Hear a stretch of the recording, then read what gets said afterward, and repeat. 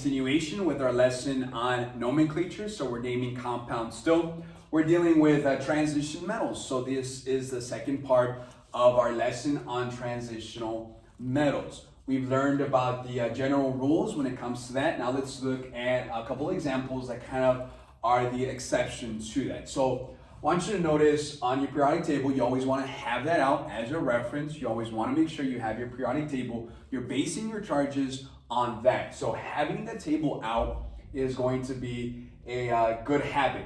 So zinc, you're going to locate that first. We're using an example of zinc nitrate. So zinc, as you can see, is in row number 12. So your transitional metals typically fall between rows 3 and 12, between rows 3 and 12. Some of them are outside of that, but that's the main block for them, 3 through 12. So zinc is in row number 12. You'll notice it is a transitional metal, so it's positive. Metals are always positive, remember that. Nitrate is not an element, it is a compound, so you're gonna find that on your list of compounds. That's NO3. And nitrate carries a charge of -1. We'll get to that here in a second. And zinc is what I want you to pay attention to. So zinc automatically carries a charge of +2. You'll see that in the name. +2 is the charge for zinc. There's no Roman numerals next to it. There's no other charges given to you. The most common one is for zinc is +2. So automatically keep that in the back of your mind when you're working with certain metals. When the name is given and there's no Roman numeral, but there's already a charge, that's the one you're gonna automatically assume goes with it. So zinc, automatically think, oh, that's +2. There's other examples on the table, you can see it, where they already carry that charge with it. You don't have to put Roman numeral 2 in order to remember it's a charge of +2. It's already a given. So this is why I gave you this example.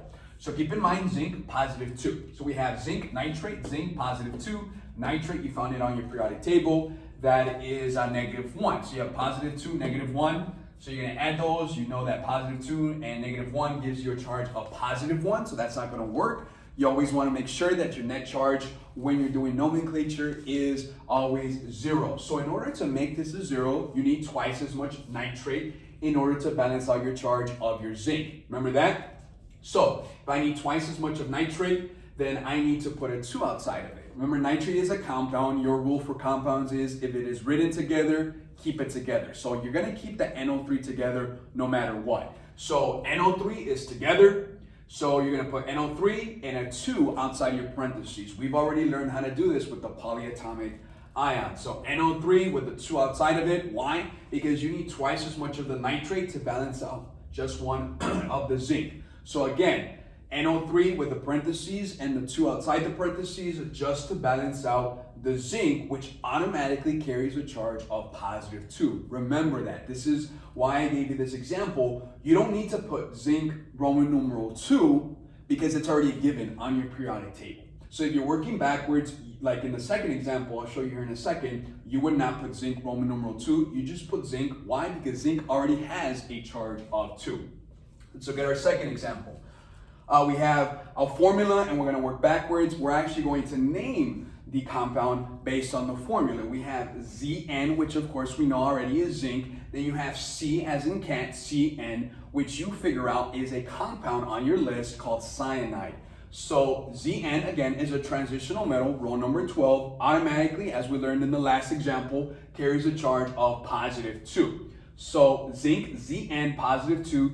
Cyanide carries a charge of -1. You find that on your list of compounds. Cn is -1. The formula already has a 2 outside of it, which means you have twice as much, cyanide. So the charge in total for cyanide, or the right side, my negative side, is -2. Although cyanide carries a charge of -1, there's twice as much, there's 2 of cyanide, so therefore there's a total charge of -2 with my cyanide. There's a +2 with zinc automatically because zinc already carries a charge of +2. And then there's -2 with cyanide. So +2 plus -2 gives me 0. My net charge is where it needs to be. So the name of this compound based on the formula would be zinc cyanide. Zinc cyanide. Now, the reason why I gave you this example is to remind you, you're not going to put zinc Roman numeral 2. Why? Because zinc automatically carries a charge of positive 2. Do not signal it, do not identify it with Roman numerals. Unless there's a charge outside of positive 2 with the zinc, then you need to actually put it. So if for whatever reason you're working one of these problems and you end up having zinc needing to be a charge of positive 3, then you would put zinc Roman numeral 3. That's not common. It rarely happens, but it can. And because of that, we would still use Roman numerals. But the norm is to use positive 2 because that's the given on your table. Let's look at a third example. This one you definitely need to pay attention to. This is a unique element when it comes to charges. You'll notice Hg, which is mercury, also row number 12, still a transition metal, actually is the only one on this table where you have two possibilities, just regular mercury, just Hg, and then you have the diatomic molecule, which is Hg2, a diatomic atom, where there's two of them. So I want you to locate that first so that you understand what we're talking about. So you'll notice there's a regular Hg, and then there's an Hg2. None of the other ones ever have two. They're all by themselves. Remember, the Hg2 is unique to mercury. So remember, keep that in the back of your mind. It's in row number 12 located. So it's Hg2, and then you have O, which is oxygen. We've worked with that before. Oxygen is in row number 16, and therefore it automatically carries a charge of -2. You can find that on your periodic table once again. So you have O, -2, and then you have Hg2. So you're gonna use Hg2, remember that. Located, you'll notice that the charge is +2 for Hg. Hg2 carries a charge of +2.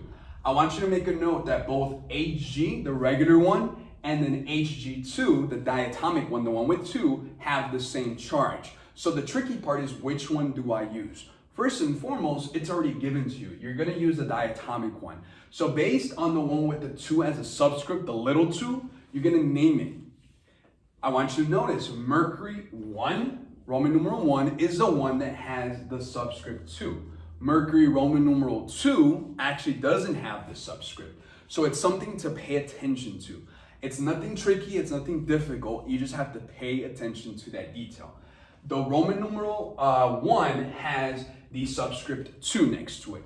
The Roman numeral 2 does not have the subscript, so keep that in mind. So we know the charges do balance each other out. It's +2 from the mercury, -2 from the oxygen, so it's 0. So you don't need anything fancy or extra. What do you call it? Mercury 1. Why 1? Because it's the one that has a subscript 2. If it didn't have the subscript, you would use the other mercury. It's a simple subscript, tells you the difference. Mercury oxide, we've changed the anion because it is negative. You don't call it oxygen, you drop the ending, add IDE to it because that's something we learned in previous lessons. So mercury 1 oxide, just as a quick recap, and then we're done. There are certain elements on your table you have to pay attention to that already carry their own charge without giving an actual Roman numeral. Pay attention to those. Don't always assume there has to be a Roman numeral. There doesn't.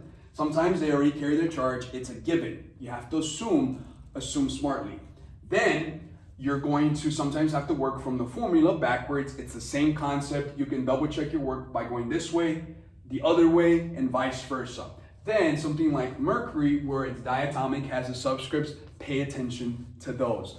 All of the worksheets up until this point should be done now. The only thing you have to learn now about nomenclature are your covalent bonds, and those are actually very, very easy. These are all ionic. Positive plus negative, metal plus non-metal. Covalents don't deal with that. They're a lot easier. So anything that says ionic on it, everything except the last worksheet on your big packet should be done. You have plenty of practice, plenty of examples. Please reach out and ask any questions, but the rules apply to everything. Keep in mind the same rules over and over.